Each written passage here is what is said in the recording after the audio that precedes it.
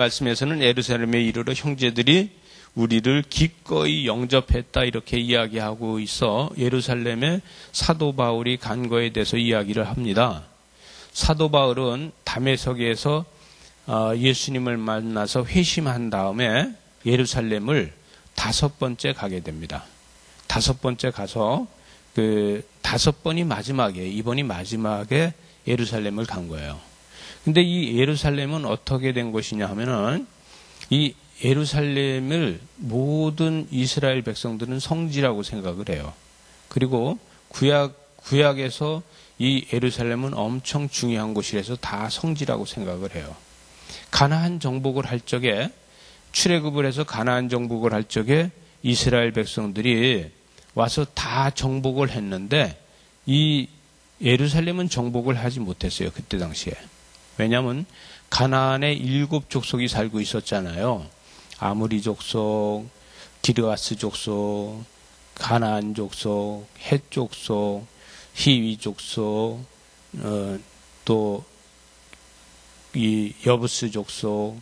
근데 이 여부스 족속이 브리스 족속, 여부스 족속 이렇게 되는데 이 여부스 족속이 이 맨 마지막까지 그 정복이 안 돼요.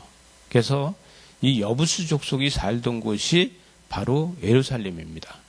이 예루살렘을 끝까지 정복하지는 못하는데 이 가나안 땅을 정복한 다음에 다윗의 시대까지 와서 다윗이 여부스 족속을 정복하면서 이 예루살렘을 정복하게 돼요. 그래서 이 예루살렘이라는 말은 여부스 족속이 살던 곳이다 이러한 뜻도 있습니다. 근데 이 여부스 족속이 살던 이 예루살렘은 정말 요새 중에 요새예요.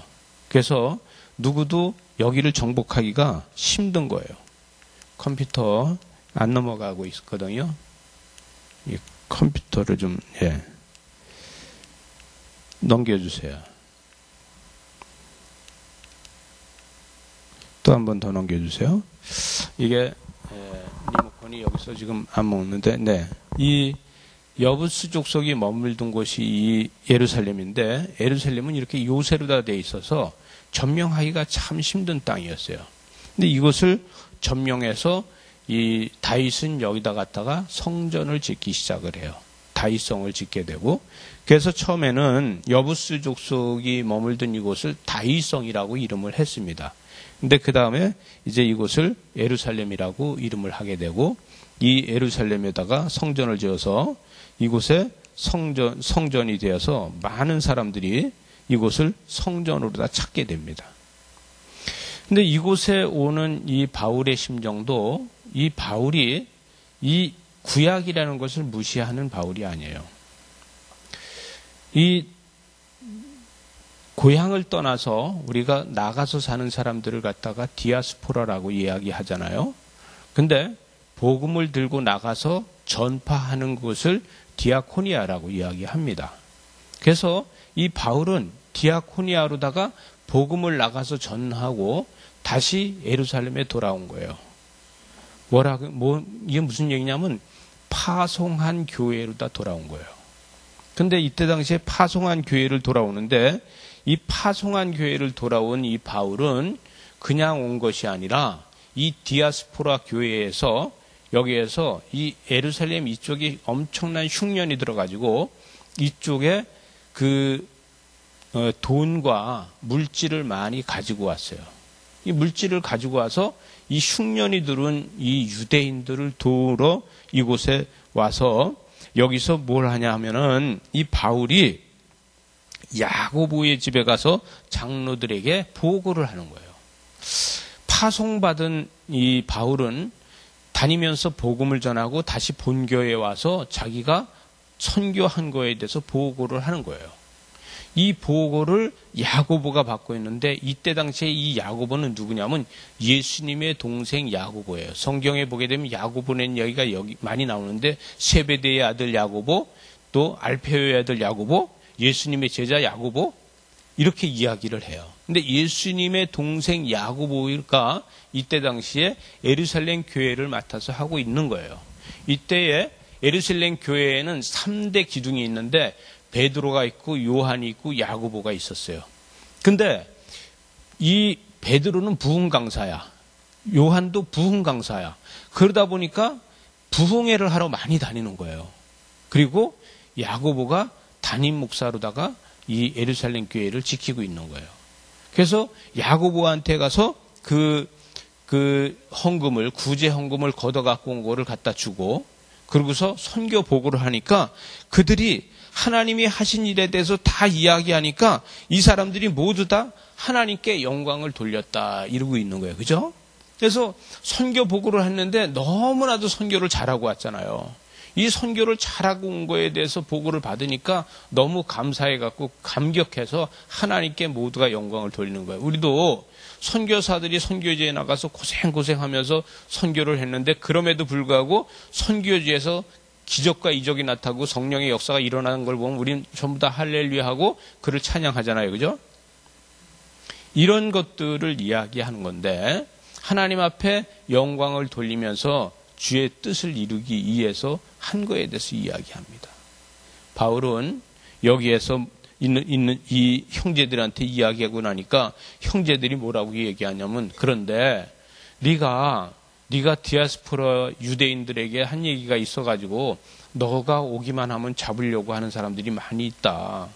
거기서 이야기한 거에 대해서 잡으려고 한다. 이런 이야기를 해요. 근데 바울은 그게 아니거든요. 2차 전도 여행을 끝나고서 고린도에서 내려와갖고 갱그리아라는 데가 있어요. 고린도 바로 밑에 갱그리아 항구 있는 데서 머리를 깎아요. 머리를 깎고서 들어오거든요. 이건 뭐냐면 정결 예식을 하면서 자기가 새롭게 결단하는 거예요.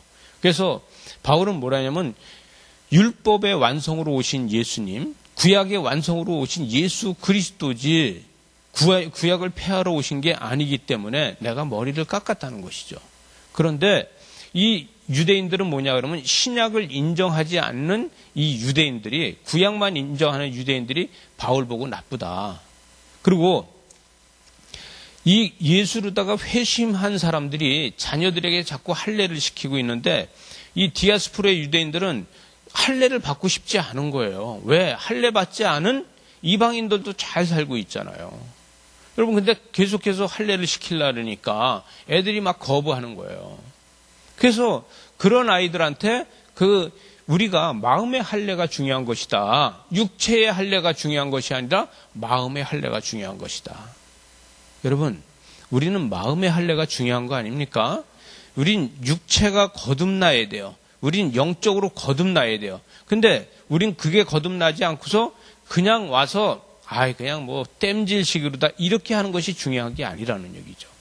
그런 이야기를 한 건데, 근데 이 구약에서 제사만 신앙이라고 가지고 있는 사람들이 있잖아요. 이 제사만 신앙이라고 가지고 있는 사람들은 마음의 할례에 대해서 용납할 수가 없는 거예요. 여러분, 저와 여러분은 지금 와서 이렇게 예배하는 저와 여러분은 마음의 할례를 받은 사람들입니다. 믿어지십니까? 우린 구원받은 백성이잖아요. 구원받은 백성은 하나님의 나라가 내 거라는 거예요. 믿어지십니까? 우린 하나님의 나라가 내 거예요. 나는 하나님의 나라로 나는 갈 수 있는 사람으로 거듭났다는 거예요. 수많은 사람들이 거듭났는데 그 중에서도 지금도 이 구약만 믿고 신약을 믿지 않는 유대인들이 많이 있다는 거예요. 그들이 이 예루살렘에 와서, 예루살렘의 성지니까 예루살렘에 와서 이 바울에 대해서 이야기를 하는데 복음을 전한다고 그러는데 저들이 복음을 전하면서 모세가 한 것을 갖다 다 믿지 말라고 한다. 이렇게 전한다는 거예요. 여러분, 이게 전달이 잘못되면 오해가 되잖아요. 근데 그렇지 않아도 이 제사장들이나 구약을 믿고 있는 유대교에서는 이 복음을 전하는 거에 대해서 상당히 거부 반응을 일으키고 있는 거예요. 왜? 그들이 개종을 하면서 상당히 보수적이고 자기네들은 그 모든 제사장의 말이 하나님의 말씀으로 다 알고 있는데 그들이 바뀌어가고 있다는 얘기죠. 왜? 제사장 보고 뭐라고 얘기하냐면 내가 제사장을 통해서 모든 죄를 내가 사하고 모든 것이 다 제사를 드리면서 모든 것이 다 해결되는 줄 알았는데 근데 내가 은혜를 받고 보니까 제사장과 나하고의 관계가 아니고 나와 하나님의 관계가 있더라. 그래서 제사장과 나와의 관계가 아니고 하나님과 나와의 관계에서 제사장은 중간 역할을 하는 것밖에 아니더라. 근데 이 제사장은 거룩해가지고 자기가 하는 말이 하나님 말씀처럼 다 들어야 되는데 이게 기분 나쁜 거예요. 근데 그 소리 어디서 하더니 사도 바울이라는 분이 그런 얘기 하더라. 그러니까 사도 바울하고 계속 감정이 안 좋아지고 그 소리 누가 하디? 아니 죽은 사람을 살리는 베드로가 하더라니까요. 근데 제사장은 여태까지 죽은 사람 한 번도 못 살려봤잖아요. 내가 감기 들었다고 그랬는데 와서 기도해 줬을 적에 감기도 안 났잖아요. 그냥 베드로 옆에 지나가기만 해도 감기가 뚝 떨어졌어요. 이러면 이게 기분 나쁜 거예요. 그죠? 여러분 이런 기분 나쁜 것 때문에 성질 나는 거예요. 그러니까 계속해서 이 기독교를 핍박하게 되는 것이죠. 예수 믿는 사람을 핍박하게 되는 거예요. 여러분들도 은혜 받고 여러분이 방언으로 말하고 여러분이 은사를 받아서 은사를 하면은 은사 못 받은 사람이 여러분들을 핍박하는지 믿으시기 바랍니다. 우린 교회 안에서도 신기하게 내가 기도를 열심히 하면요 기도하지 않는 사람이 나를 핍박해요.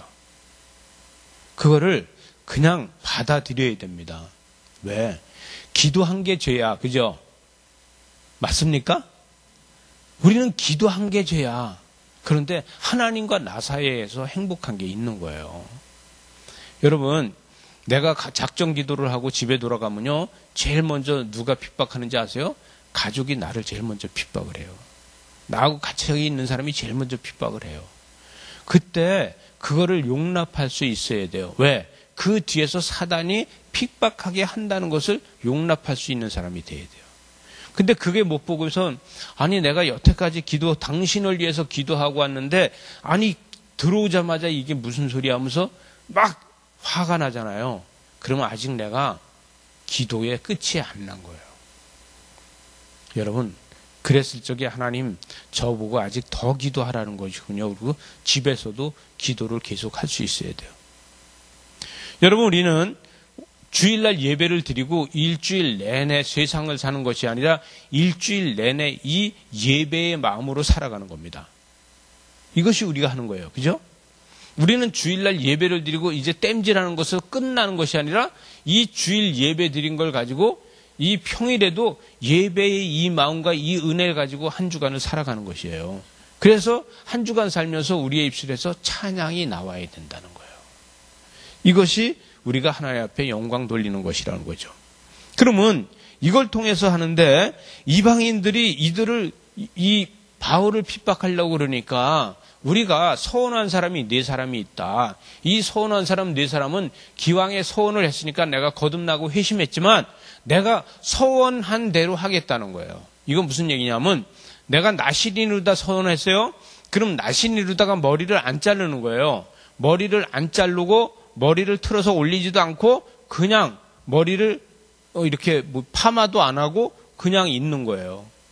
이것을 이제 정결식이라고 하는데 정결식을 일주일 동안 합니다. 7일 동안 정결식을 하는데 이 7일 동안은 들어가서 정결 예식을 하면서 매일같이 목욕을 하고 하나님 앞에 제사를 지내요. 이렇게 하고 나서 8일째 되던 날 가서 머리를 자르는 거예요.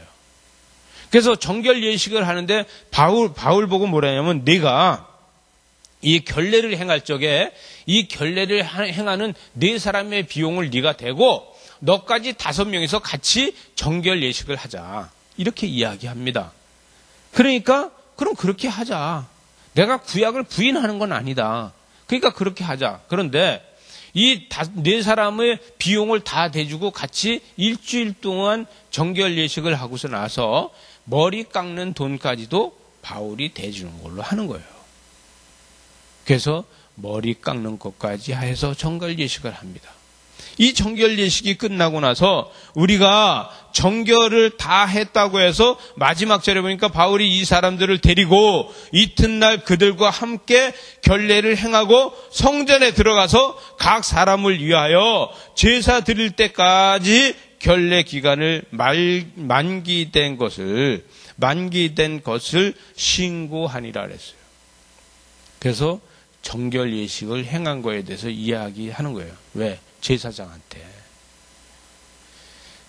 이렇게 이야기를 했을 적에 이들이 믿어줘야 되는데 안 믿어준다는 거예요. 왜? 여러분, 아무리 우리가 위로를 해도 이미 마음이 상한 사람은요, 아무리 위로해도 듣지 않아요. 그죠? 오해가 생긴 사람은 아무리가 오해라고 해도 안 돼. 그걸 듣질 않아요. 뭐가 약이냐면 시간이 약이라래. 그죠? 좀 기다려줘야 돼요. 근데 이미 바울은요, 이 일로 다 해서 자기가 죽을지도 모른다는 걸 알고서 예루살렘에 왔어요. 여러분, 다른 사람들 같으면은 안 올 수도 있어요. 아니, 바울이 어떻게 보면 다시 이야기하면 좀 너무 이 상처를 받을 수 있어요. 왜? 1차, 2차, 3차 전도 여행을 하면서 수많은 매도 맞았어요. 그죠? 제가 지난번에 설교할 적에 내가 40에 한 대 빠지는 매를 5번이나 맞았다고 얘기했잖아요, 바울이. 이렇게 많이 맞아서 고린도 후서에 가면 이야기하잖아요. 그런데 이렇게 매를 맞았고 이렇게 고통받고 감옥에 갇히고 이러면서 복음을 전하고 이 본 교회라고 해서 고향이라고 해서 예루살렘에 돌아왔는데 예루살렘에 오니까 뭐가 기다리냐면 죽음이 나를 기다리고 있는 거예요. 여러분, 얼마나 힘들면은 바울은 오호라 나는 곤고한 자로다라고 얘기해요. 그죠? 내가 예수 그리스도의 십자가를 바라보는 거 아니면은 어디에 가도 내가 편안히 누울 곳이 없고 쉴 곳이 없다는 거예요. 여러분, 우리가 구원받지 않은 백성이라 그러면은 우리는 한숨에 잠자는 것을 편안이라고 이야기할 수 있습니다. 그러나 우린 구원받은 백성이기 때문에 우리는 어디에 가 있어도 평안함이 없다는 걸 우리는 알고 있어요. 어디만 평안이 있냐면 하나님 나라에 평안이 있다는 것에 대해서 우리는 알고 있는 겁니다. 여러분, 우린 하나님 나라에 우리의 평안이 있다는 걸 알고 있는 사람만이 승리할 수 있습니다. 우리는 이곳에서 쉴 적에, 이곳에서 낭만이 있을 적에, 이곳에서 즐거움이 있을 때 이것이 평안이 아니고 이것이 성공이 아니고 하나님 나라에 가는 것이 마지막 성공이라는 것이죠. 우리는 성공할 수 있는 사람들만 모인 사람들이에요. 우린 옆에 사람들 보고 한번 얘기해요. 우린 성공하는 사람들입니다. 우린 하나님의 나라로 성공한 사람들이에요. 구원의 감격이 바로 이런 겁니다.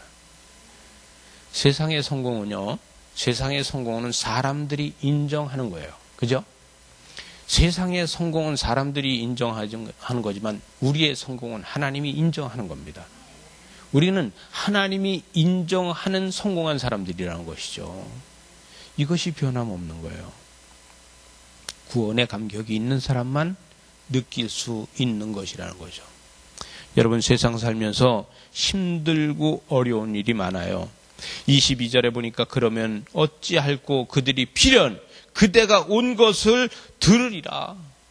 이게 얼마나 큰 사건인지 몰라요. 우리가 어찌할꼬 그들이 우리가 바울이 왔다는 것을 분명히 알 것이다. 근데 바울이 온 것에서 어떻게 알고 있느냐? 21절에 보니까 내가 이방인에 있는 모든 유대인들을 가르치되 모세를 배반하고 아들들에게 할례를 행하지 말고 또 습관을 지키지 말라 하면 그들이 들었다는 거예요. 할례를 행하지 말고 습관을 지키지 말아라. 오직 예수 그리스도밖에 없다. 이런 이야기를 하는 걸 들었다는 거예요. 여러분, 이야기를 잘못 들으면 전달이 잘못돼요. 근데 이야기를 은혜를 받고 들으면요, 이야기를 은혜를 받으면 그 들은 것이 잘못 들을 때도 전달이 똑바로 됩니다. 여러분, 우리가 은혜를 받으면 전달이 똑바로 되고 우리가 은혜를 못 받으면 아무리 좋은 말도 전달이 잘못돼요. 그래서 우리는 은혜 속에 살아야지만 전달이 잘 돼. 근데 은혜를 못 받으면 아무리 좋은 말을 들어도 그거를 가서 전달을 잘 못해요. 바울은 다메섹에서 회심하고 나서부터 은혜를 받고 정말 하나님의 뜻을 따라서 하나님의 심정으로 다 예수 그리스도의 복음을 전했어요. 그런데 이 듣는 사람들이 은혜를 못 받으니까 엉뚱한 말만 전하게 되는 거예요. 여러분, 예루살렘으로 다 돌아온 디아스포라 유대인들은 이런 이야기를 전하는 것이 아니라 그가 에베소에 있을 적에 그의 옷만 갖다 얹어도 병이 낫고, 그가 복음을 전하니까 예수 그리스도께서 이 땅에 있을 적에 그가 예수 그리스도의 기적이 나타났던 것이 그대로 나타나더라. 이런 얘기를 전했어야 돼요. 그죠? 예수 그리스도가 이 땅에서 복음을 전했을 적에 나타났던 그 기적과 이적들이 바울에게서 똑같이 다 나타났다? 내가 그걸 보고 왔다? 예루살렘에 오는 사람마다 이거를 이야기하게 되는데, 여러분, 은혜 받은 사람들은요, 은혜 받은 사람은 예루살렘에 와서 이런 얘기를 하지 않고 이방인들에 가서 이런 이야기를 합니다. 그리고 은혜 받지 못한 사람들은요, 이방인한테 가서 이런 얘기를 하는 게 아니라 예루살렘에 와서 이런 얘기를 해요. 다시 이야기하면, 교회에서 은혜가 안 되는 사람은요, 교인들한테 와서 이런 이야기를 하고, 내가 은혜를 받으면 교인들하고 이런 얘기를 하지 않고 예수를 믿지 않는 사람한테 가서 복음을 전하게 된다는 겁니다. 믿어지십니까? 우리는 신앙으로 산다는 것이, 은혜를 받지 못하면은 교인들하고 앉아서 어떤 교회 행정적인 거나 교회의 어떤 이야기를 하게 돼요. 근데 우린 이 은혜를 받게 되면은 그 은혜 받은 거 가지고 교인들하고 그런 거 이야기할 시간이 없어. 나가서 은혜를 전해야 되니까. 여러분, 예수 그리스도를 믿는 사람들은 수가성 여인처럼, 그가 사마리아 여인처럼 그가 다시는 목마르지 않을 거다 그러니까, 그는 다시 돌아가서 그 과거의 이야기를 나누는 것이 아니라 내가 목마르지 않은 거에 대해서 예수의 복음을 전하는 사람이 됐어요. 자기가 은혜 받으면요, 은혜 받은 것만큼 기적과 이적을 이야기하게 되는데, 내가 은혜 받지 못하면 지식으로 따지는 것밖에 아니라는 거예요. 여러분, 나에게 성령의 은혜가 있으면은, 성령의 역사가 있으면은 말씀을 가지고서 복음을 전하게 되고, 나에게 은혜가 없으면은 성경을 가지고 따지게 됩니다. 그런 경험 저와 여러분들 있지 않습니까? 우리 삶에서도 그게 있어요. 우리는요, 따지는 사람이 되지 않고 궁금한 사람이 돼야 돼요. 하나님에 대해서 점점 더 궁금한 사람이 돼야 됩니다. 우리는 따지는 사람이 된다고 하면 어떤 얘기냐면, 이미 하나님은 난 알아, 이거야. 근데 하나님은 알고 성령의 역사를 모르는 거예요. 그러나 내가 따지지 않고 궁금해한다 그러면요, 성경보다도 더 하나님의 역사에 대해서 점점 더 궁금해지는 거예요. 하나님의 기적과 이적에 대해서 점점 더 궁금해지는 거예요. 우리 도단 전업교회 성도들은 하나님에 대해서 점점 더 궁금해지는 저와 여러분 되시기 바랍니다. 이때에 하나님의 기적이 나타나요. 바울은 그가 죽는 거에 대해서 그가 힘들어하지 않아요. 그러나 지금 내가 이 디아코니아로다가 복음을 전하고 돌아왔는데, 이 예루살렘 교회에 누가 되지 않는 방법이 뭘까를 생각했을 거예요. 내가 죽는 것이 복음 전하면서 사는 것보다 편하다는 것을 바울은 분명하게 알고 있어요. 하나님 나라에 가서 편하게 살고 있는 것이 낫다는 것을 알고 있어요. 그러나 예루살렘 교회에 누가 되지 않고 복음이 전해지는 거에 피해가 되지 않는 방법이 뭘까를 생각했다는 거예요. 여러분, 바울이 고집이 센 사람이에요. 그런데 그 고집을 복음을 위해서라면은 그가 고집을 안 부리고, 교회를 위해서라면 고집을 안 부렸다는 얘기예요. 이 결례를 행하는 것에 대해서 그는 이 결례를 안 행해도 돼요. 그냥 우리가 떠나면 돼. 떠나면. 그러나 결례를 행하면서 어떻게든지, 예루살렘 교회는 유대인들이 개종한 사람들이 예루살렘 교회를 주축을 이루고 있으니까 그들이 복음을 더 영접할 수 있게 만들어주는 일을 하기 위해서 이 결례의 행사에 동참하는 겁니다. 여러분, 우리는 하나님의 은혜를 위해서 주변 사람들하고 같이 동참할 수 있는 거예요. 여러분, 우리는 구원받았다고 해서 구원받지 않은 사람들을 싹둑싹둑 잘라내는 것이 아니라, 구원받지 않은 사람들을 위해서 우리는 살아갈 수 있어야 돼요. 예수 믿는 사람들끼리 똘똘 뭉쳐서 사는 것이 아니라, 예수 믿지 않는 사람들하고 같이 함께 이루고 살 수 있는 저와 여러분들 되시기 바랍니다. 여기에서 우리는 세상을 밝혀 나갈 수 있는 겁니다. 그래서 우리 사순절 기간에 이 바울처럼 그 교회를 생각하고 또 예수 믿는 사람들을 생각하고 그가 복음을 전한 것이 결실이 맺어 갈 수 있도록 그가 만드는 것처럼 우리의 믿음을 가지고 복음이 계속해서 결실을 맺어가는 저와 여러분 되시기 바랍니다. 기도하시겠습니다.